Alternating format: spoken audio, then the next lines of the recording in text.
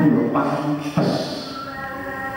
Sholatnya sudah, tahajudnya sudah, Tuhannya sudah, sedekahnya sudah. Merasa itu sudah cukup untuk mendapatkan makhraja dan minhaitu la yahtasib. Tapi pada saat yang bersamaan kalau melanggar larangan Allah kendeng.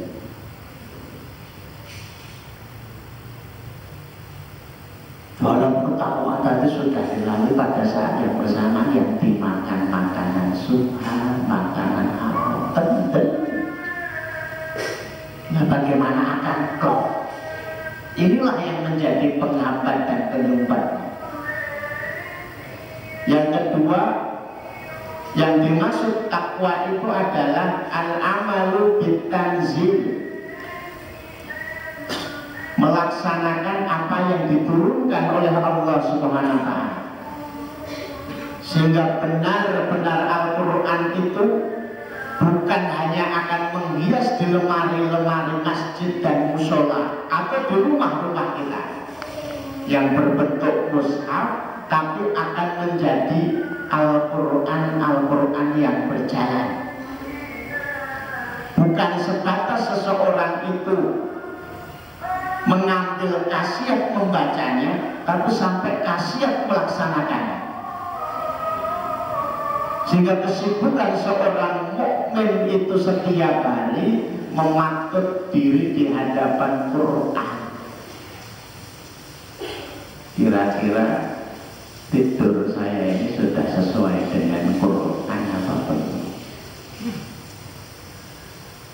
Makan saya sudah sesuai dengan Quran belum, makanannya dan caranya? Saya mengatur keluarga ini sudah sesuai dengan Quran atau belum? Saya bekerja ini sesuai dengan arahan Quran atau belum? Saya bertetangga ini sudah sesuai dengan yang dicontohkan Quran atau belum? Dan terus tiap hari dia punya kesibukan untuk itu. Akan menjadi sebuah kesibukan yang luar biasa.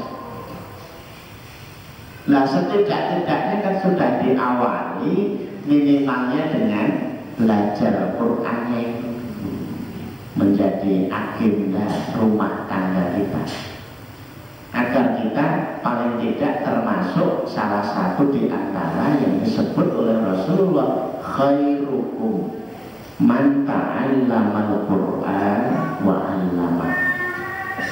Sebaik-baik kalian itu adalah yang ta'allamal Qur'an, belajar Al-Qur'an, atau yang kedua mengajarkan Quran. Kalau tidak terikat dengan dua aktivitas ini, maka kita bukan orang yang terbaik. Karena dalam kehidupan Rasulullah yang cukup panjang, dan Rasulullah itu tidak ada yang lebih mahir tentang Quran lebih beliau. Itu pun tiap Ramadan masih disimak bacaannya oleh malaikat Jibril. Dan kemudian tradisi itu dibawa oleh orang hari ini dengan nama tadarusan. Mestinya satu membaca, satu disimak. Tapi prakteknya satu membaca, yang lain nyari takjilan sebulan.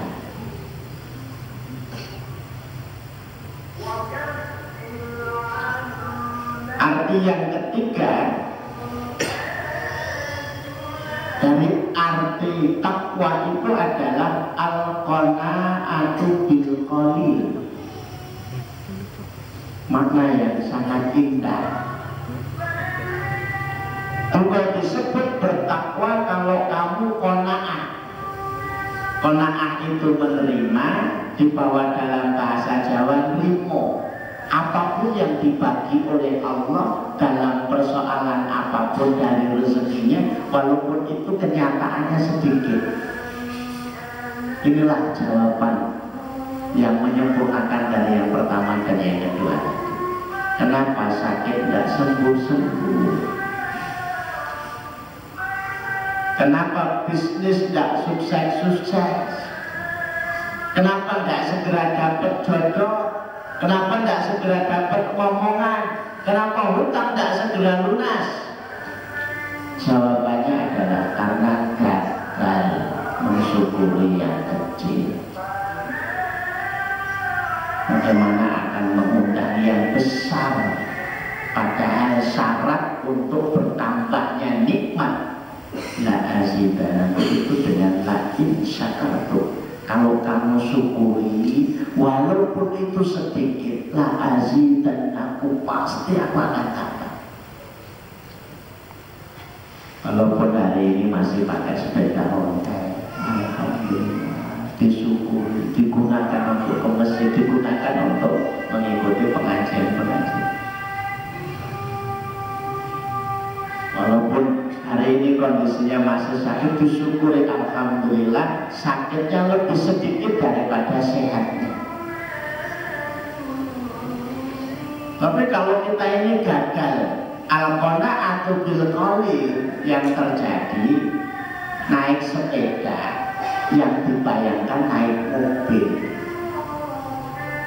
al-qat sisa enak ini. Istana itu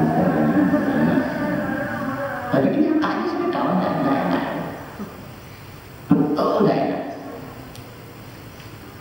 Tidur di tikar kok sing dibayangke turun sepempet mentul-mentul ora enak. Seperti makan tempe sing dibayangke sate, makan oseng-oseng kangkung sing dibayangke iko. Padahal sudah enak. Melihat istrinya yang dibayangkan artis, kok jauh ya, nilainya 6 bojoku, kurang kayak artis nilainya 9. Jika ada istilah rumput tetangga lebih hijau, ya akan bertambah. Tapi kalau istri itu disuruh alhamdulillah, hidungnya basah, lagi awet oksigen, pasti ada kebaikan yang lain tersimpan di balik peseknya dia. Pinter masak, praktek, tekun, alhamdulillah. Kasih rapopo dik sabar, sampai akhirat gugu mancung. Ini sudah bisa menghibur. Apa kita tidak dibatin oleh istri kita? Mungkin saja juga dibatin. Istri kita itu melihat kita itu jadi dia kurus, tapi sih dibayangin meditesan. Waduh banget. Ini kan kayak meditesan namanya itu jaket.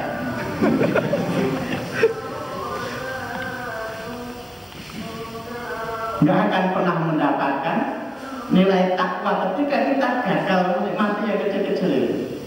Mudah-mudahan Allah merahmati seorang tabi'in yang diamputasi kakinya.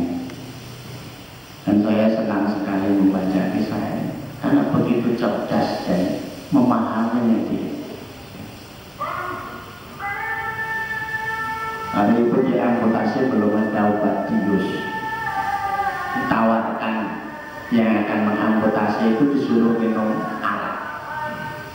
Ditolak, nggak mungkin saya dalam kondisi sadar minum arak aja tidak mau, apalagi kok dalam kondisi tidak. Terus gimana cara amputasinya? Tunggu sampai saya sholat 2 rakaat pada sujud terakhir. Biasanya saya sujudnya lama, saat telah kamu beraksi. Lalu pada sujud terakhir tarik kaki,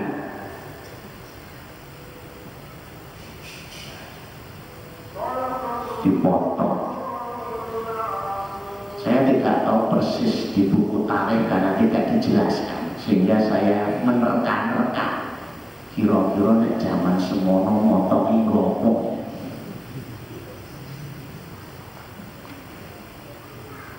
Nggak pakai mesin kayak hari ini. Tol ini bayarnya yuk gampang, jedong pegang cos untuk santun sedikit yuk gaji mesok apa normal nyambut barang